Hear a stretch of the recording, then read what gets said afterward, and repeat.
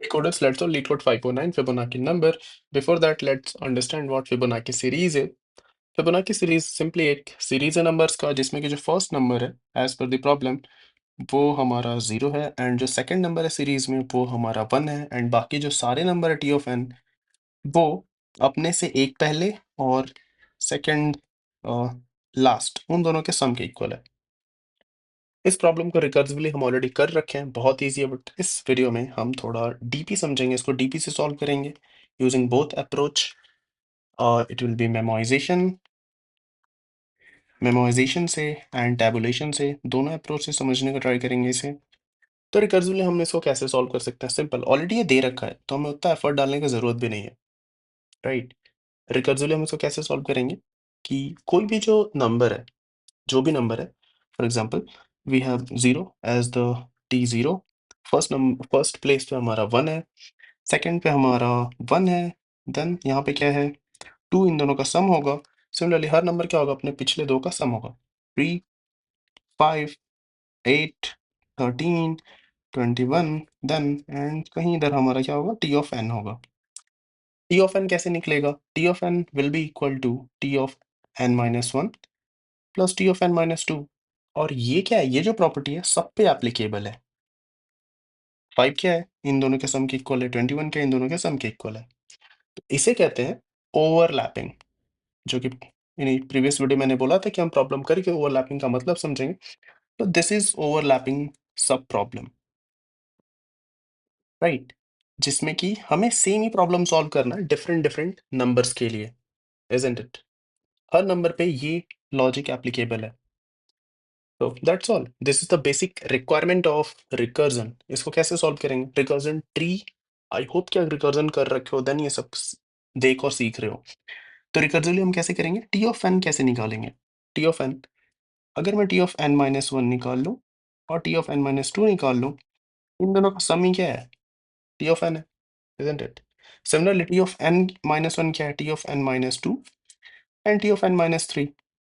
इससे बेटर मैं क्या करता हूँ, एक एग्जाम्पल के साथ कर लेते हैं। टी ऑफ फोर के लिए सॉल्व करते हैं। T of four will be what, T of three and T of two. T of three is what, T of two and t of 1. T of 2 is what? T of 1 and t of 0. T of 2 again is what? T of 1 and t of 0. और अगर आप देखोगे तो t0 already 0 दे रखा है, t of 1 already 1 दे रखा है। तो ये जो लीफ नोड बने हैं इनका वैल्यू तो ऑलरेडी हमें पता है, इन सब का वैल्यू पता है। This is 1 0 1 1 0, isn't it? यहाँ पर ऑब्जर्व करने वाली क्या चीज है कि जो t of 2 है यहाँ दो बार कैलकुलेट हो रहा है, isn't it? इस चीज को हमें अवॉइड करना है। This is recursion, this is pure recursion. But अगर किसी तरह हम अगर ये अवॉइड कर दे रहे हैं कि अगर T2 एक बार कैलकुलेट हो रखा है तो दोबारा उसका कैलकुलेशन ना हो, अगर मैं इस चीज को अचीव कर लेता हूं तो that is called what, DP. इसको हम कैसे करेंगे वो देख लेते हैं। इसका रिकर्सिव मेथड लिख लेते हैं, दैट इज फंक्शन n होगा। Function n will be, base case क्या है कि अगर n मेरा 0 है तो आप 0 रिटर्न कर दो, n अगर 1 है तो आप 1 रिटर्न कर दो, otherwise you return me what, function of n minus one plus function of n minus two. आप मुझे इतना रिटर्न कर दो। रिकर्सिवली यही सोल्यूशन है, सिंपल फिबोनाची का हमने कर रखा है। अब मैं इस चीज को कैसे अचीव करूंगा कि टी ऑफ टू, एंड मैं ये कैसे आइडेंटिफाई करूंगा कि मुझे एग्जैक्टली कौन सा डेटा स्ट्रक्चर यूज करना है उसको स्टोर करने के लिए? तो आप सिंपली ये इस तरीके से सोचो कि आपको निकालना क्या है, T of N, right, T of N ये निकालना है।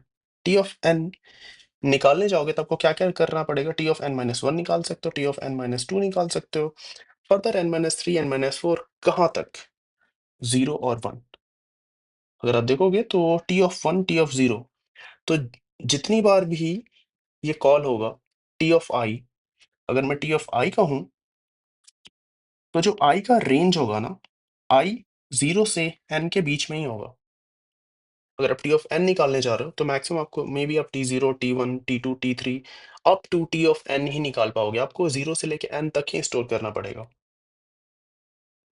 क्या क्या हो सकता है, that is T of zero, आपको टी ऑफ 0 स्टोर करना पड़ सकता है, T of 1, T of 2, T of 3, similarly T of n। And make sure कि एक बार अगर ये कैलकुलेट हो गया तो हम उसको दोबारा कैलकुलेट नहीं करेंगे। तो एग्जैक्टली ये क्या है, 0 से n कैरिंग तो है, राइट? एक एरे बना लेते हैं n साइज का, 0 से n तक का। इसका इंडेक्स होगा 0, दिस इज 1 और ये n। That's all. अगर एक सिंपल एरे बना ले और जब भी मेरा फंक्शन कॉल हुआ, टी फंक्शन n, जब मैं फंक्शन n कॉल हुआ मेरा, तो मैं चेक करूंगा कि अगर इसी को नेम मैं डीपी दे देता हूँ कि इफ अगर डीपी n जो मेरा है वो अगर एग्जिस्ट करता है तो आप क्या करो, डीपी n रिटर्न कर दो। और अगर डीपी n एग्जिस्ट नहीं करता है तो आप क्या करो, आप उसको कैलकुलेट करो, डीपी n में उसको स्टोर करो एंड देन उसको रिटर्न कर दो। That's all. ये सिंपल मेमोराइजेशन है। कोड एग्जैक्टली रिकर्जन का ही है, मैंने सिर्फ क्या किया, एक ये लाइन ऐड कर दिया एंड दूसरा यहाँ पे अपडेट किया कि जो मैं कैलकुलेट करा उसको स्टोर भी तो कराऊंगा ना, तभी तो नेक्स्ट टाइम चेक कर पाऊंगा। This is called memorisation. और इसका कई सारे शॉर्टकट तरीके होते हैं कि कौन सा डेटा स्ट्रक्चर बनेगा, कितने साइज का। तो जो भी हम मेथड बना रहे होते हैं, तो जितने इसमें ऐसे वेरिएबल जो चेंज हो रहे हैं, उतने साइज का हमारा बेसिकली, अगर सिर्फ एक ही वेरिएबल है इसके मेथड पैरामीटर में तो 1D एरे बनेगा। दो वेरिएबल है जो चेंज हो रहे हैं तो उनका हमारा 2D एरे बनेगा। ये शॉर्टकट है समझने का, बट इसको अपना कॉन्सेप्ट नहीं बनाना है। हमको ऐसे ट्री देखना है, ट्री बनाना है एंड देन यहाँ से मुझे समझना है कि n कहाँ से कहाँ तक वैरी हो सकता है। n हमारा 0 1 2 3 n तक, उससे ज़्यादा हम मुझे कभी, अगर मैं टी एन के लिए कैलकुलेट कर रहा हूँ तो मुझे कभी भी टी ऑफ n+2 का कैलकुलेट करने की ज़रूरत नहीं पड़ेगा। तो मुझे इसको स्टोर करने का पॉइंट ही नहीं बनता। तो मैं 0 से लेके n तक के स्टोर करूँगा, दैट इज़ 1D अरे। ये हमारा कॉन्सेप्ट होना चाहिए। इट्स नॉट कि फंक्शन में जितने पैरामीटर, जो भी वेरिएबल हैं, जो भी जितने पैरामीटर, उतने उतने टाइप बेसिकली 1D 2D उसके ऊपर डिपेंड करेगा। This should be your concept. This is memorisation. Tabulation से कैसे करेंगे इसको, इसको टैबुलेशन से कैसे सॉल्व करेंगे? Why am I spending this much time on this problem? It's a simple problem and still this is important। हर बार हम ये नहीं करेंगे। टैबुलाइजेशन में क्या है कि tabulation is iterative, we don't call recursion here. Recursive solution नहीं होता है टैबुलेशन में। तो हमें पता है कि जो हमारा t0 है वो 0 है, t ऑफ 1 1 है, t ऑफ 2 हमारा 1 हो जाएगा, t ऑफ 3 हमारा 2 हो जाएगा, इन दोनों का sum, and similarly t of n निकाल लेंगे। तो एक एरे ही बना लो ना, सिंपल। एक आप एरे बना लो n साइज का, 0 से लेके n इंडेक्स का, not n size, n+1 size का होना चाहिए। 0 पे 0 डाल दो, 1 पे 1 डाल दो, और बाकी ऐसे आप ऐसे इटरेट करो और सब में क्या करो, पिछले दो का सम ऐड कर दो। This is 1, this is 2, this is 3, this is 5, and जैसे t ऑफ n हमें मिलेगा, this is our answer, will return it. एक चीज अगर आप और ऑब्जर्व करो तो टैबुलेशन में ये जो डेटा स्ट्रक्चर बना है ना, ये मेमोराइजेशन में जो हम ये डीपी एरे बना रहे हैं, दोनों एक्जैक्टली सेम ही होता है। अगर आप मेमोराइजेशन से कर रहे हो तो ये एरे ऑलरेडी बन रहा है और हमें समझ में नहीं आ रहा क्यों बन रहा है, बट एक्चुअल में यही बन रहा होता है, राइट? और जब आप प्रॉब्लम सॉल्व करोगे तो आप डायरेक्टली इसको भी कर सकते हो, बट बहुत ही थिन डिफरेंस होता है रटना और समझना। मेक श्योर कि आप इसको माइंड में रखो, ये सॉल्यूशन माइंड में होना चाहिए, एंड देन आप इसको सॉल्व कर रहे हो। उसके बाद अगर आप डायरेक्ट ये इसको इम्प्लीमेंट करते हो then that is good, but अगर आप सीधे डायरेक्ट ये सोच रहे हो कि नहीं ये तो डायरेक्ट मैं ऐसे सॉल्व करूंगा, नॉट गुड। ये आपकी अंडरस्टैंडिंग नहीं है। बाद में इतना कॉम्प्लेक्स प्रॉब्लम आपको लगेगा कुछ कुछ कि डायरेक्ट ये बनाना इम्पॉसिबल सा होता है। तो that's all. Fibonacci number using memorisation and tabulation. अब इसको डायरेक्ट इंप्लीमेंट भी कर लेते हैं दोनों तरीके से। This is Fibonacci number and मैं क्या करता हूँ, पहले तो मेमोराइजेशन सॉल्व कर लेते हैं। मेमोराइजेशन एंड एक सिंपल फंक्शन मेथड बना लेते हैं। फंक्शन जो कि हमारा इंट n होगा, रिकर्जन पर डायरेक्टली रिकर्जन सॉल्यूशन लिखते हैं। आपको क्या करना है, रिटर्न। रिकर्जन में क्या होता है, एक बेस केस है और एक लॉजिक है, तो लॉजिक क्या होगा हमारा, फंक्शन ऑफ n जो होगा n-1 plus function of n-2 होगा। एंड बेस केस क्या है? बेस केस ऑलरेडी दे रखा है क्या, इफ अगर n हमारा 0 है, if n is 0, you return me 0, if n is equal 1, you return 1, that's all। ये प्रॉब्लम इससे सॉल्व हो जाएगा and you just return what, that is function n। ये सॉल्व हो जाएगा। Pure recursion, nothing. क्या मिस्टेक कर दिया हमने? Okay, let's submit it, should get submitted, compilation error। Okay, okay submitted. तो इसको मेमोराइज कैसे करेंगे? हमने क्या किया था कि हम एक एरे बनाए थे, तो एक एरे बना लेते हैं यहाँ पे। एरे इंट कितने साइज का एरे, इसका नाम हम क्या दिए थे, डीपी, और n+1 साइज का बना लेते हैं।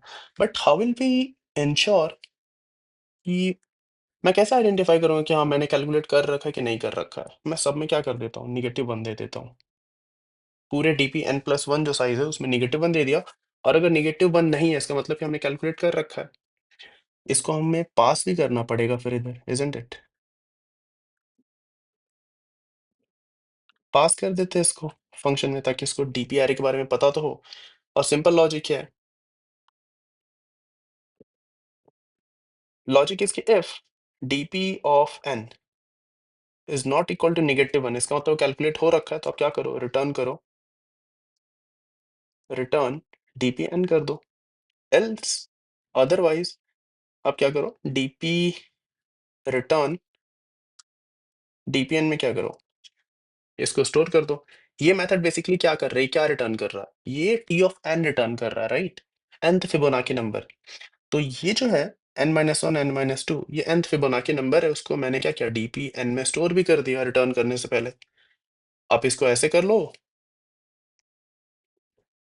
दोनों सेम ही चीज है, डीपी n कर लो या फिर ऐसे कर लो, बोथ आर सेम थिंग। अब इसको सबमिट करते हैं, this should work.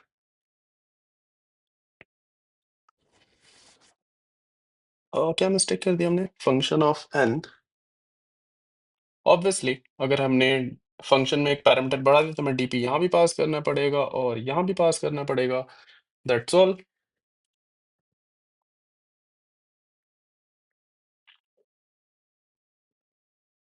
Perfect, so it got submitted, right? This is memorisation. अब इसको टेबुलेशन में कैसे करेंगे, टेबुलेशन? तो लेट एक नया मेथड बना लेते हैं, फंक्शन1 नेम करके, एंड इंट n इसमें हमें बेसिकली करना क्या है, हमने एक डायरेक्ट डीपी अरे बना लिया था, साइज क्या दिया था हमने, n+1, and dp of 0 was 0, dp of 1 was equal to 1। now for int I is equal to 2 से लेकर कहाँ तक जाना हमें, n तक, I plus plus dpi is equal to dpi minus 1 plus dpi minus 2, and at the end we have to return dp of n, and यहाँ एक bug हो सकता है कि अगर इन केस n 0 है तो ये हमें एरर देगा, उस चीज़ को हैंडल कर लेते हैं। if n is equal to 0, we'll just return 0। let's run it and let's submit it, should get accepted also। This is the best solution if you see also 100%, though it's not reliable still।